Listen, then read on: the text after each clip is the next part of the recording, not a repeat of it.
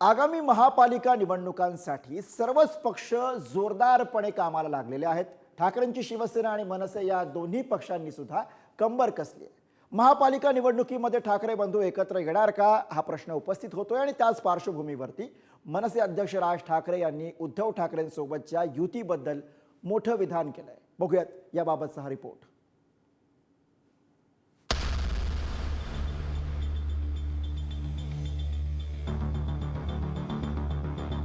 ठाकरे बंधूंची ही एकजूट निवडणुकीच्या रणांगणामध्ये दिसण्याची दाट शक्यता आहे।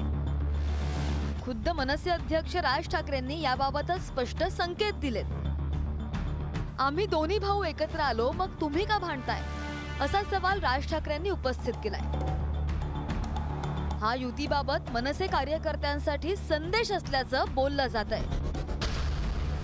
शिवसेनेसोबतच्या युतीबाबत काय करायचं ते माझ्यावर सोडा। युतीबाबत योग्य वेळी बोलेन, माझ्या आदेशाची वाट पहा। आम्ही दोन्ही भाऊ 20 वर्षांनी एकत्र आलो, मग तुम्ही का भांडताय? तुम्हीही आपापसातले हेवे दावे संपवून निवडणुकांच्या कामाला लागा। यंदा मनसे 100% महापालिका निवडणुकीमध्ये सत्तेवर येणार।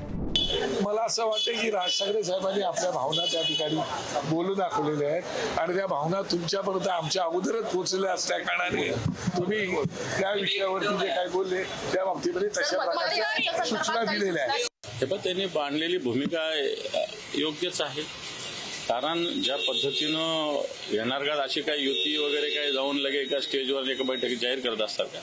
ठीक आहे, याच्याविषयी प्रोसेस असतील, काही बोलणं असतील, काही असेल ते एखादे चालू असेल नसेल तुम्हाला आम्हाला काय माहिती।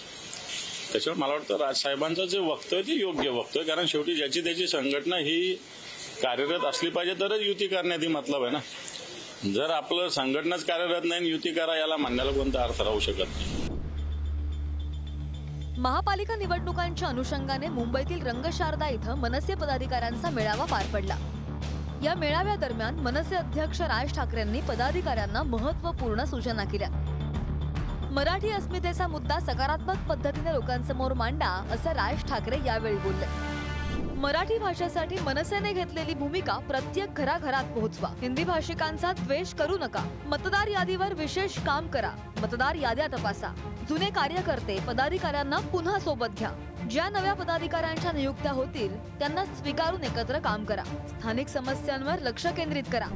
मुळात असं आहे की साहेबांनी येणाऱ्या ज्या महानगरपालिकाच्या निवडणुका आहेत त्या निवडणुकीच्या दृष्टीने तयारी करण्याचे आदेश हे साहेबांनी दिलेले आहेत आणि त्याप्रमाणे आम्ही कामाला लागलेलो आहोत। मतदार यादींवर कसं काम करायचं, BLNची नेमणूक, गटाध्यक्षांची नेमणूक कुठे राहिली आहे, त्या गटाध्यक्षांकडनं काय कामाच्या अपेक्षा आहेत, उपशाखाध्यक्षांना काय, या संदर्भातलं सविस्तर मार्गदर्शन साहेबांनी केलेलं आहे आणि त्याप्रमाणे आम्ही कामाला लागलेलो।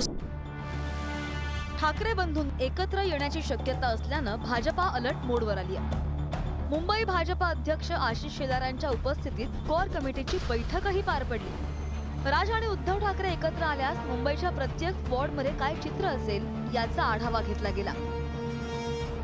राज ठाकरेच काय, आता मुंबईमधली जी काही छोट्यातली छोटी पार्टी आहे ती हे म्हणू शकते, किंवा आमचे आठवले साहेब देखील म्हणतात, अर्थात ते आमच्यासोबत आहेत, पण ते जर वेगळे लढले असते तर त्यांनी हाच क्लेम केला असता की आमचा झेंडा लागणार आहे। आता आमच्यासोबत त्यांचा झेंडा लागणारच आहे आठवले साहेबांचा।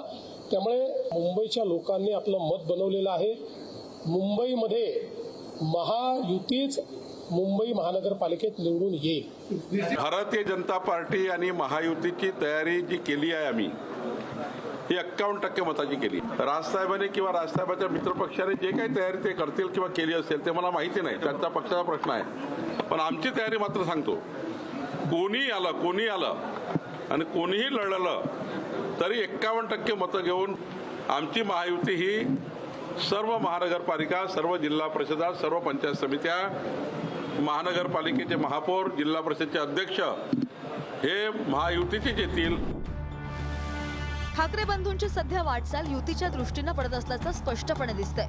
मराठी विजय मेळाव्यात एकत्र येणं, मग राज ठाकरेंनी मातोश्रीवर जाणं, तर आता गणेशोत्सवात उद्धव ठाकरे सहकुटुंब राज ठाकरेंच्या निवासस्थानी जाणार आहे। त्या पार्श्वभूमीवर राज ठाकरेंनी आम्ही दोघं भाऊ एकत्र आलो, मग तुम्ही का भांडताय असा सवाल करणं त्यात अनेको अर्थ दडलेत हे मात्र नक्की। श्रेयस सावंत, पुढारी न्यूज, मुंबई।